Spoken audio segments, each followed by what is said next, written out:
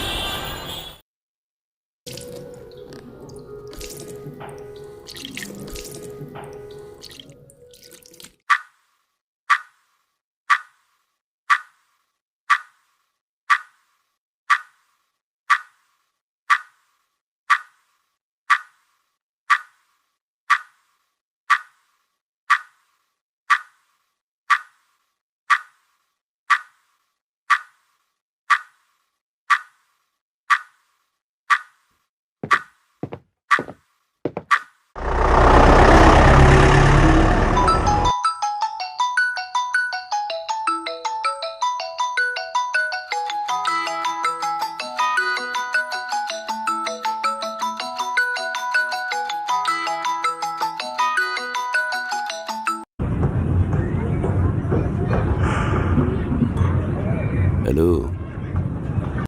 Hello, চিনতে পারছো? হ্যাঁ, পারছি তো। তোর নাম্বার তো সেভ করা আছে। বলছি, এত সকালে কি ব্যাপার? এই অফিসের কাজে এতটাই ব্যস্ত ছিলাম যে গত 2 সপ্তাহ তোমার সঙ্গে কোনো যোগাযোগই করতে পারিনি। তোমাকে একটা ঘটনা জানানোর আছে। কি আবার ঘটলো রে অনিকেত? তাড়াতাড়ি বল। এই শোন, নিউজ করতে গেলে কিন্তু ছবি লাগবে। আরে সৌভাগ্যদা, পুরো কথাটা তো আগে শোনো, তারপর না হয় বলো। বেশ, বল তাহলে। বেশ কিছুদিন আগে অফিস থেকে রাতে একটা জরুরি কল আসে। রাতে থানায় যাওয়ার পথে ওই চ্যাটার্জি বাড়ির মোড়ে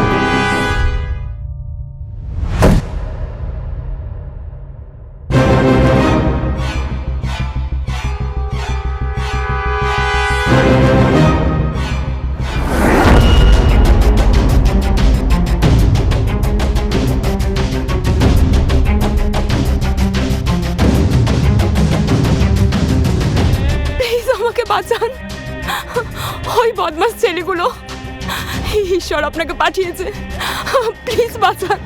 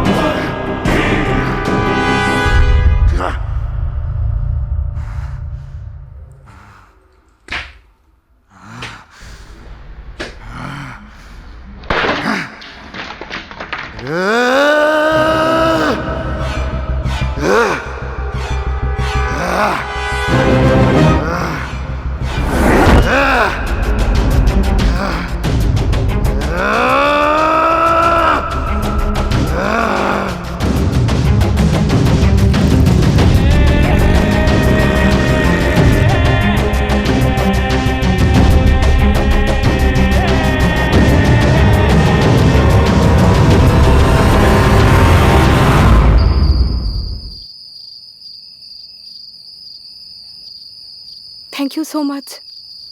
আমি আহেলি, বাজারে গিয়েছিলাম, অটো পাচ্ছিলাম না, তাই পায়ে হেঁটেই ফিরছিলাম। আমাকে আমাকে প্লিজ একটু বাড়ি পৌঁছে দিন। চলুন। Thank you.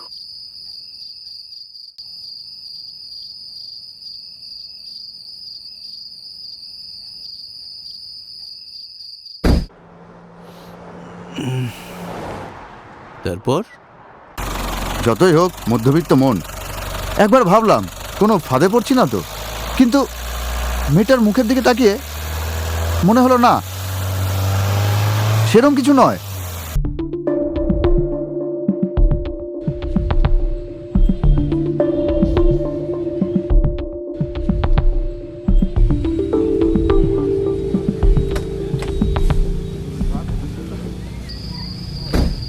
চলো।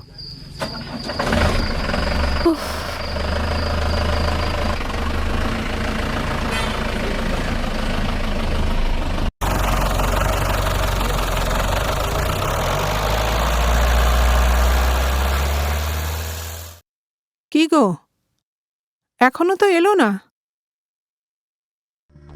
তাই তো, 10:30 তো বেজে গেল। মোবাইলটাও তো সুইচ অফ বলছে। তুমি সুনন্দা, আরেকবার চেষ্টা করে দেখো তো। হ্যাঁ, দেখি দেখি।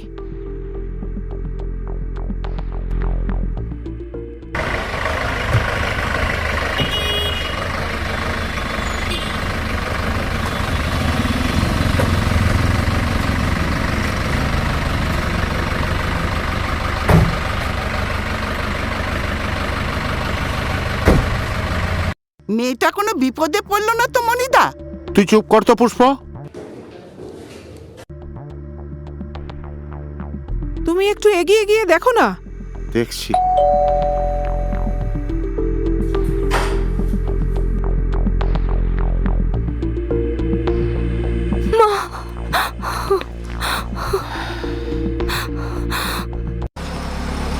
স্যার একটু। বিশাল পুণ্যের কাজ করেছিস। ছবি পাঠা,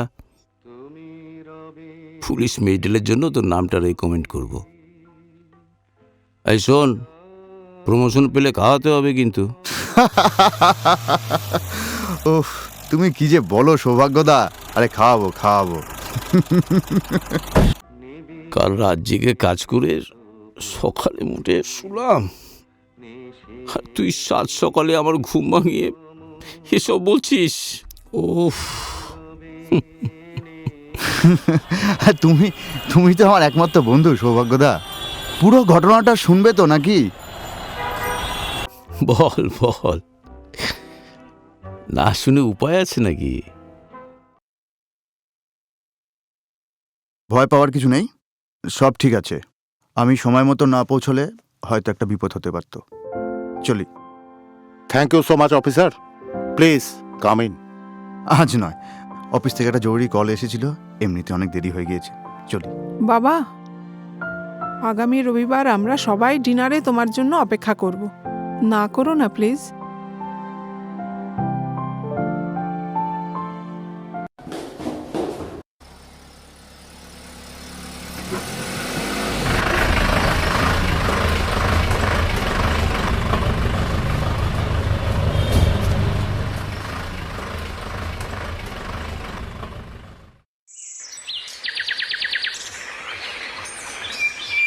গতকাল ছেলেটি না থাকলে কি যে হতো। সেটাই, ছেলেটা কিন্তু মন্দ নয় সুনন্দা। আমিও সেটাই ভাবছি। সৎ, প্রতিষ্ঠিত, তার উপরে আবার দায়িত্ববান। তা কি বলো? একদমই তাই। তা ডিনারে গিয়েছিলিস নাকি? হ্যাঁ, গিয়েছিলাম তো। তা ইউনিফর্ম পরে চলে গেছিলিস? হ্যাঁ, আরে না না, তোমার কি মাথা খারাপ নাকি? তা ডিনারে গিয়ে কি বুঝলে? এমনিতে বেশ ভদ্র ফ্যামিলি, আর মেয়েটিকেও দেখতে মন্দ নয়। আমাকে বোধহয় ওদের পছন্দ হয়েছিল, বুঝলে? এ তো অন্য ঘটনা। আরে শুভ সংবাদ তো। তারপর তারপর আরে সৌভাগ্যদা, কথাটা তো শোনো একবার।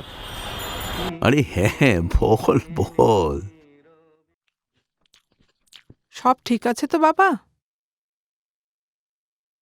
আসলে আপনার কি পছন্দ অপছন্দ আমরা তো জানি না, সেই জন্য আর কি। আসলে আপনারা ভালোবেসে ডেকেছেন, এটাই তো অনেক। খাও বাবা। তোমার নামটাই তো জানা হলো না বাবা। অনিকেত। আর টাইটেল? ভগত। ভগত।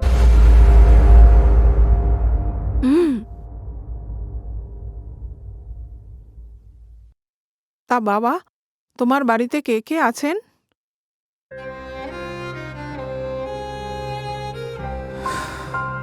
অনাথ আশ্রমে বড় হয়েছে, বাবা মা কেউ নেই। পিতৃ পরিচয়হীন। বাবা,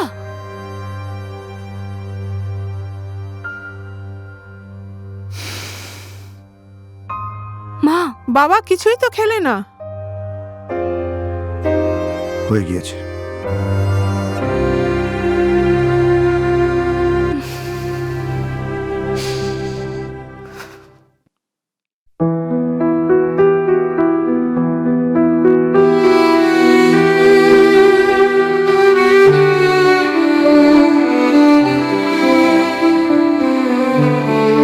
ভাবছে বসে মন, এ আধার কতক্ষণ নিঃসঙ্গ আমি একলা বড়।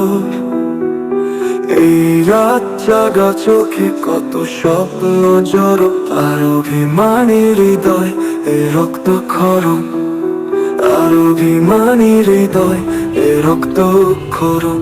ভাবছে বসে মন,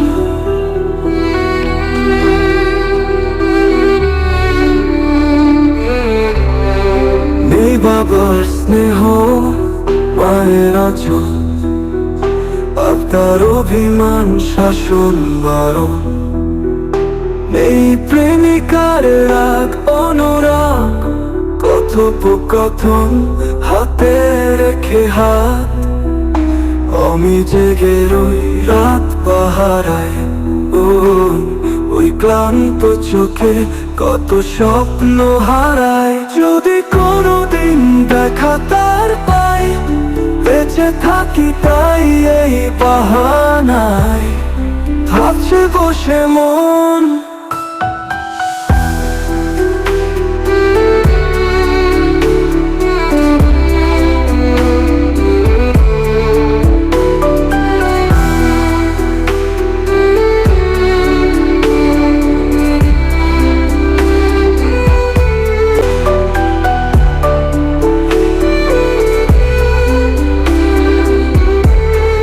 ভাবছে বসে মন।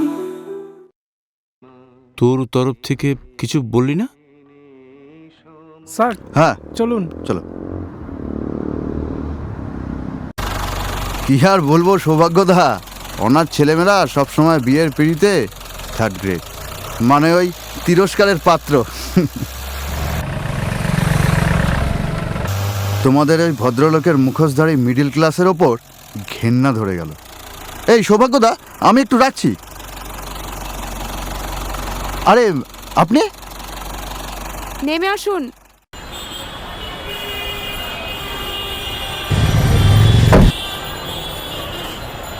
হ্যাঁ বলুন। খুব তাড়ায় আছেন মনে হচ্ছে। আসলে না, ওই এখানে বেশিক্ষণ দাঁড়ালে পারে জ্যাম হয়ে যেতে পারে তো। বেশ, আপনার এই পুলিশের গাড়িতে আমার অফিসে একটা লিফট পাওয়া যেতে পারে? হ্যাঁ, হোয়াই নট, চলুন না।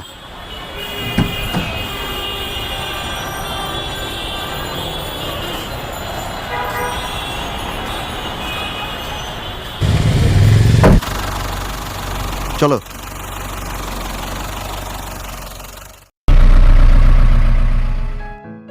আপনি আমার গাড়িতে যাবেন সেটা বললেই হতো, আমাকে আবার নামতে বললেন কেন? প্রথম কথা, এটা আপনার গাড়ি নয়, হুম, সরকারি গাড়ি, হুম। আর সরকারকে আমরাই পয়সা দিই। বাবা, তাই বলে বাস থামানোর মতন হাত তুলে গাড়িকে থামাবেন? হ্যাঁ, এর আগেও সেই রাতে আপনি আমার জন্য গাড়ি থেকে নেমেছিলেন। না হলে আমি আজ বেঁচে থাকতাম না। সে রাতের বিষয়টা তো আলাদা ছিল, আজ তো একেবারে রোয়াবে থামালেন। না থামলে চলার শুরুটা আপনি বুঝবেন কিভাবে? সরকারি গাড়ির কিন্তু পিতৃ পরিচয় হয় না। সবাই চিরকাল পিতৃ পরিচয় নিয়ে বাঁচতেও চায় না। আমি তো এবার ভাবছি পদবিটা পাল্টাবো। ভগৎ টাইটেলটা খুব একটা মন্দ নয়।